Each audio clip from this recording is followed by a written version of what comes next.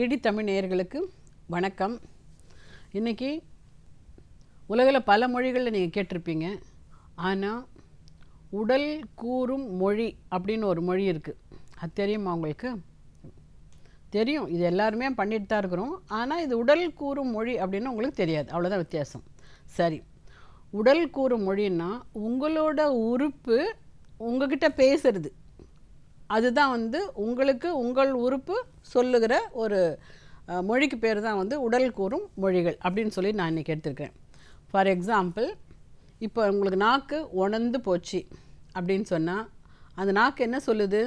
எனக்கு கொஞ்சம் தண்ணி கூட அப்படின்னு சொல்லுது. ஸோ அதுதான் நாக்கு உங்களிடத்தில் கேட்குறது. இப்போ நாக்கு நாக்கு நீங்கள் கண்ணாடியில் நீங்கள் நீட்டி பார்த்தீங்கன்னா அது இயல்பாக பிங்கிஷ் கலரில் இருக்கணும். அதுதான் நார்மலான நாக்கு. இப்போ இதே நாக்கு மேலே வெள்ளையாக மாவு படிஞ்சு அப்படி திக்காக இருக்குது அப்படின்னு வச்சுக்கோங்க. அப்போ இவங்க பேசும்போது என்ன ஆகும்? பக்கத்தில் இருக்க வாழ்க்கெல்லாம் உங்களுக்கு புளிச்ச ஒரு ஸ்மெல்லு கிடைக்கும், தெரியும். இவங்களுக்கு எந்த ஒரு டேஸ்ட்டும் அவ்வளோ தெரியாது. ஏன்னா இதுக்கு மேலே தான் இன்னொரு லேயர் உட்காந்துட்ருக்கேன், எது மாவு மாதிரி. ஸோ இது ஒன்று, இவர் நிறைய தண்ணி போடுற ஆல்கஹால் குடிக்கிறவராக இருப்பார், நிறைய டீ குடிக்கிறவராக இருப்பார். அந்த மாதிரி நமக்கு நிறைய இண்டிகேஷன்ஸ் இருக்குது. இந்த இருக்கிறதுனால இவருக்கு டேஸ்ட்டே சரியாக தெரியாது. ஓகேவா? ஸோ அதனால் இந்த நாக்கு படிந்திருக்கிறது பல விஷயங்களை சொல்லுது. உனக்கு இன்டைஜஷன் இருக்குது, உன் லிவர் சரியில்லை, நீ சரியான நேரத்துக்கு சாப்பிடல, இப்படி பல விஷயத்த இந்த நாக்கு உனக்கு சொல்லுது. ரைட்டு. அதே மாதிரி கண்ணு வச்சுக்கோங்களேன். இப்போ கண்ணு துடிக்குதுன்னு சொன்னால் நான் சொன்னேன், எனக்கு ரைட் ஐ இப்படி துடிக்குதுன்னு சொன்னால் என்ன சொல்லுவாங்க? ஏதோ ஒன்று கெட்டது நடக்க போகுது அப்படின்னு. லெஃப்ட் ஐ துடிக்குதுன்னு சொன்னால் ஏதோ உனக்கு நல்லது நடக்க போகுதுன்னு. இது நல்லதுலேயும் கெட்டதுலேயுமே போட்டே நம்மளே மறக்க வச்சுருவாங்க. அது அப்படி கிடையாது. எங்கே துடித்தாலும் அது நார்மலாக இருக்கும்போது துடிக்கக்கூடாது. இப்போ துடிக்குது இல்லை, அப்போ துடிக்குதுன்னா தேர் இஸ் அ ப்ராப்ளம். ஏன்னா நமக்கு உடம்புல கால்சியம் சத்து கம்மியாக இருக்குது. அதனால தான் இங்கே துடிக்கிறது, அங்கே துடிக்கிறது, இங்கே சின்ன சதை, அங்கே சின்ன சதை, எங்கேயாச்சும் தனித்தனியாக துடிக்கிறது எல்லாமே இந்த கால்சியத்தினுடைய டெஃபிஷியன்சி.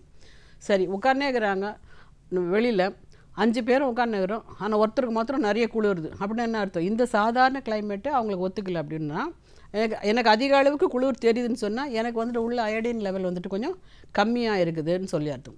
நைட்டில் சிலவங்க பார்த்தீங்கன்னா படுக்கும் பொழுது பெட்ஷீட்டை அவங்க விரித்த உடனே உள்ளே படுத்ததுமே பகலெல்லாம் ஒன்றும் தெரியாது. நைட்டில் போய் பெட்டில் படுத்த உடனே பாதத்தில் குத்துறது. ஸோ இழுத்து பிடிக்குது, அப்படி எப்படின்னா சொல்லுவாங்க, ஐயோ அப்படின்னு அப்படியே பிடிச்சிருப்பாங்க. அப்போ கூட தாங்காது. ஸோ 1.5 செகண்ட் கழிச்சு தான் விடும். So that is call B12 deficiency அப்படின்னு. இது யாருக்கு வரும்? நிறைய பேருக்கு நான்வெஜ் சாப்பிடாதவங்களுக்கு, வெஜிடேரியன் பீப்புளுக்கு நிறைய வரும். ரெண்டாவது டயபெட்டிஸ், சுகர் இருக்கிறவங்களுக்கும் இந்த குத்து வலி அதிகமாக இருக்கும். எப்போவுமே தூங்கி எழுந்திரிச்சா, நல்லா தூங்கினாலும் கூட சோம்பேறித்தனமாக வருகிறது. கொஞ்சம் விட்டாலும் சாப்பிட்ட பிறகு திருப்பி தூங்குறது, திருப்பி வெளியே உட்காந்து தான் செய்வாங்களே தவிர கொஞ்சம் நடந்து ஆக்டிவாக செய்கிறதெல்லாம் செய்ய மாட்டாங்க. இவங்க யாருன்னாக்கா, இவங்களுடைய உடல் இப்படி ஏன் சொல்லுது அப்படின்னாக்கா, விட்டமின் டி அவங்களுக்கு இல்லை. நம்ம பழைய எபிசோடில் பார்த்த மாதிரி விட்டமின் டி இல்லைன்னாக்கா சுறுசுறுப்பே வராது. எப்போவுமே கொஞ்சம் சூடு ஏறினா தான் உடம்புல சுறுசுறுப்பே வரும். ஸோ இத்தனை விஷயங்களை உங்களுக்கு உடம்பு உங்களுக்கு சொல்லுது. உடம்புல எங்கேயாச்சும் ஒரு இடத்துல அரிப்பு இருக்குதுன்னு சொன்னால், இப்போ நீங்கள் ஒன்றும் இல்லை, இப்போ எனக்கு பேக்கில் அரிக்குதுன்னு சொல்லி இப்படி கை வைக்கணும்னு வச்சுக்கோங்க. ஒன்று அது கொசுவாக இருக்கலாம், அப்படி இல்லாட்டி எனக்கு அங்கே ஏதாவது ஒரு ஸ்கின் இன்ஃபெக்ஷனாக இருக்கலாம். ஸோ அதனால தான் அந்த கை பர்டிகுலராக அந்த இடத்துக்கு போகுது. ஸோ ஸோ இதெல்லாமே நம்மளுடைய உடல் உறுப்புகள் நம்மளை அழைக்குது. இப்போ நாங்கள் பேசிகிட்டே இருக்கிறேன்னு சொன்னால், இப்போ என்னுடைய வயிறு உள்ளே ஒரு லைட் எரிச்சல் வருதுன்னு சொன்னால் என்ன அர்த்தம்? எனக்கு பசி எடுக்குதுன்றது என் வயிறு சொல்லுது. இப்போ கிவ் மீ சம்திங். ஒன்று நான் தண்ணி குடிக்கணும், இல்லை ஏதாச்சும் ஒரு டிஃபன் சாப்பிடணும், எதுக்காக அது கொடுக்கணும். அதுக்கு இப்படி தான் உடல் உங்களுக்கு சொல்லுகிறது.